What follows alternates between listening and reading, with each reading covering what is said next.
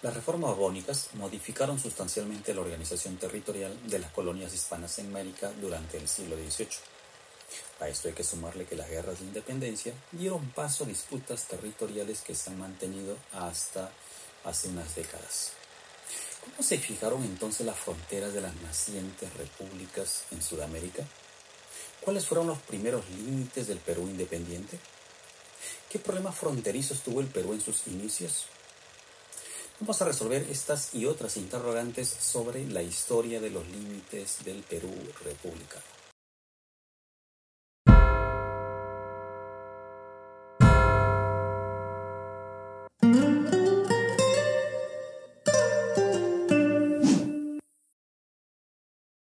La historia de los límites del Perú republicano están sustentados en dos grandes principios: el uti possidetis ita possidetis o uti possidetis iuri y la libre determinación de los pueblos.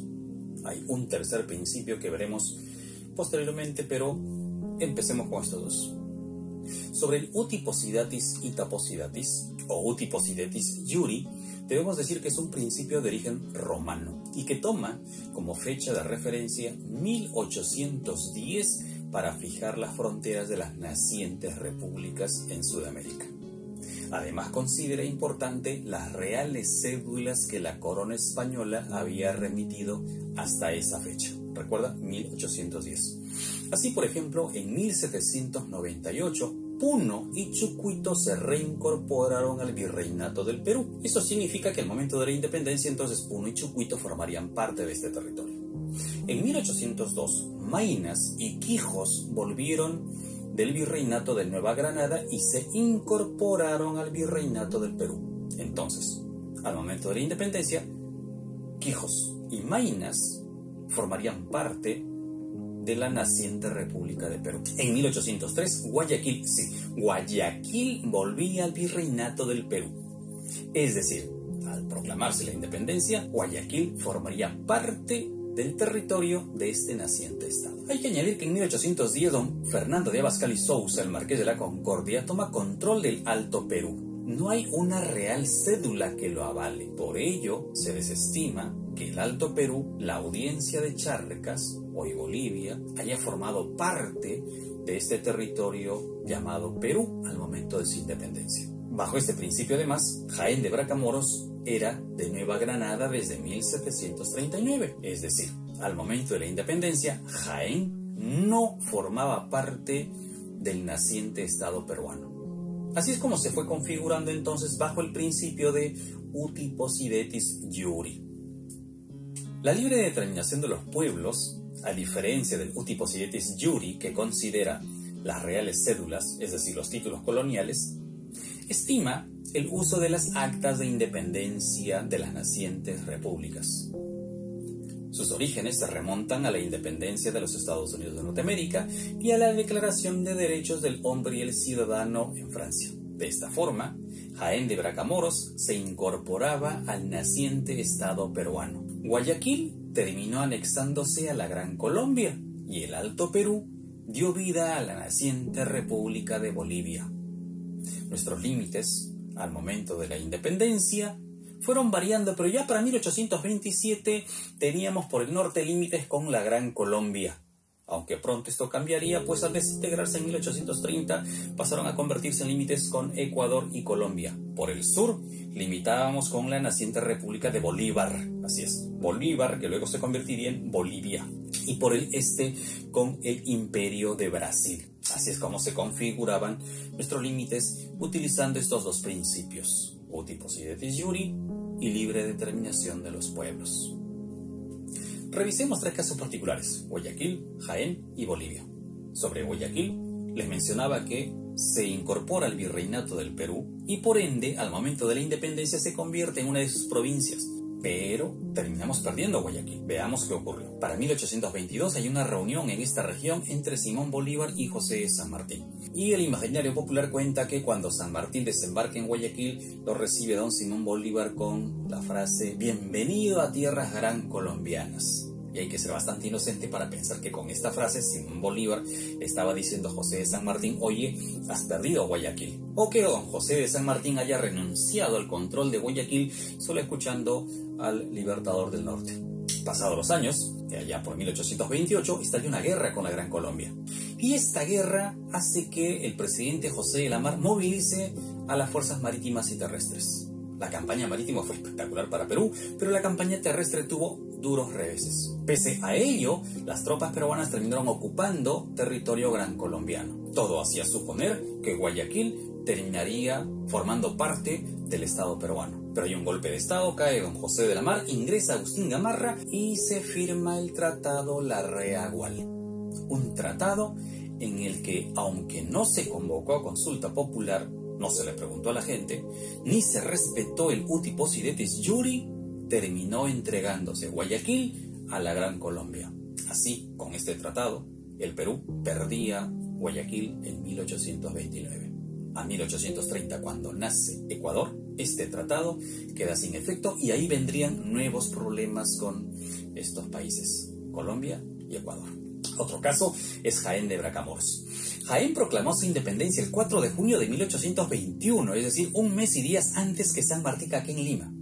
Esta proclamación de la independencia además es particular porque le envían una carta al generalísimo José de San Martín diciéndole: hemos proclamado nuestra independencia y queremos formar parte del Estado peruano. Esta carta también se le envían al gobernador de Lambayeque y al prefecto de Trujillo. Es más, los representantes de Jaén de Bracamoros designan al diputado Alejandro Crespo al primer Congreso Constituyente que tuvimos. Es decir, Jaén envió a su representante, sintiéndose peruanos.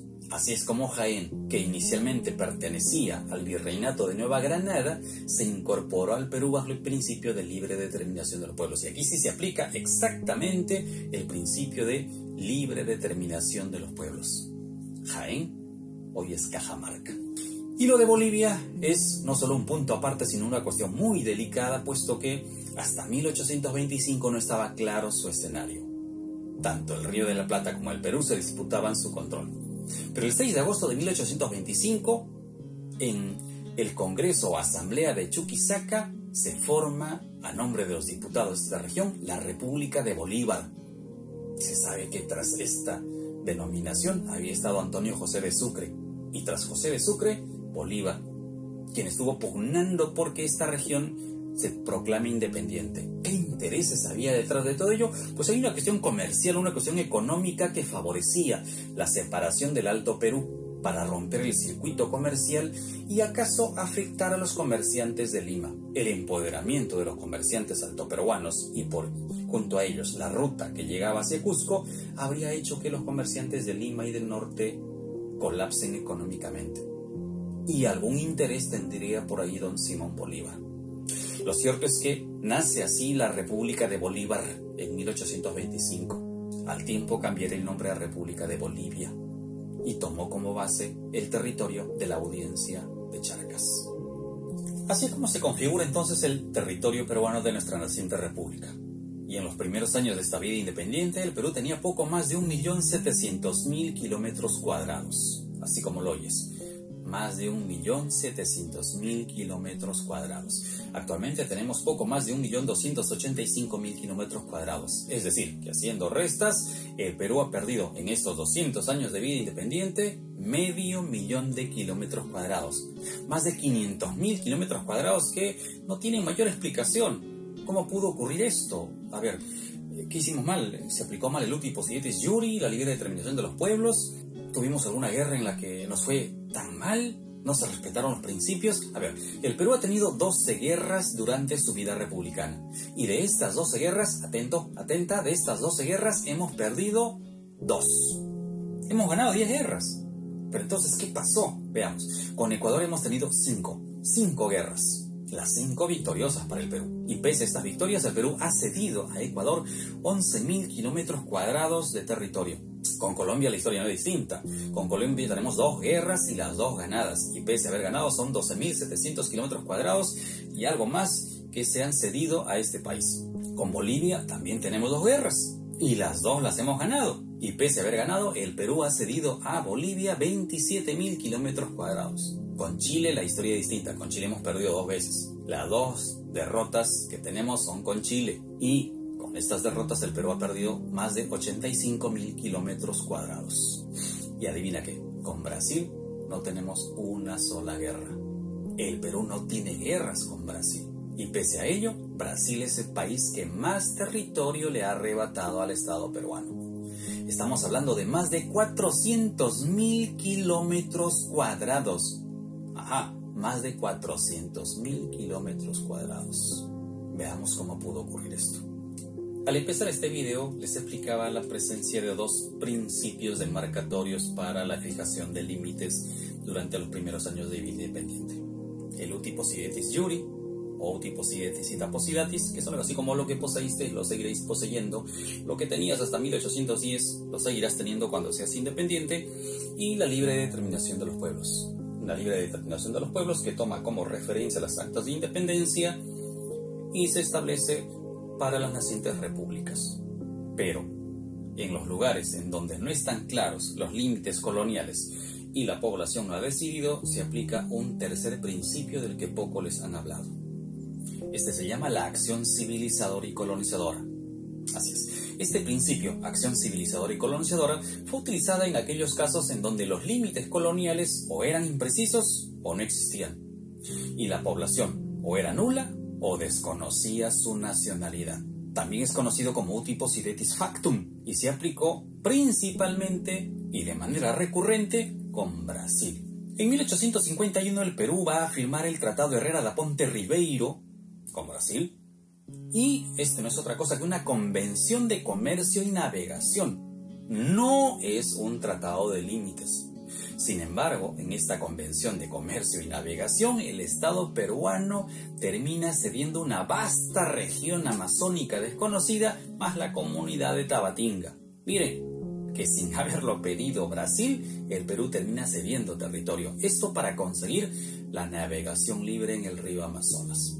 Para 1909 la historia se repetiría. El Tratado Velar de Río Branco termina asegurándole al Perú la libre navegación en el río Amazonas, pero a cambio el Estado peruano cede enormes, extensas zonas de selva a Brasil. Y la pregunta es, ¿qué pasó acá? Y es que acaso no eran conscientes de lo que estaban cediendo. Mira que la región que se entregó era rica en caucho, en árboles madereros y en el siglo XX en petróleo. Tamaño regalo el que le hicimos a Brasil. Algo parecido nos va a ocurrir con Colombia, similar situación con Ecuador, con Bolivia y con Chile.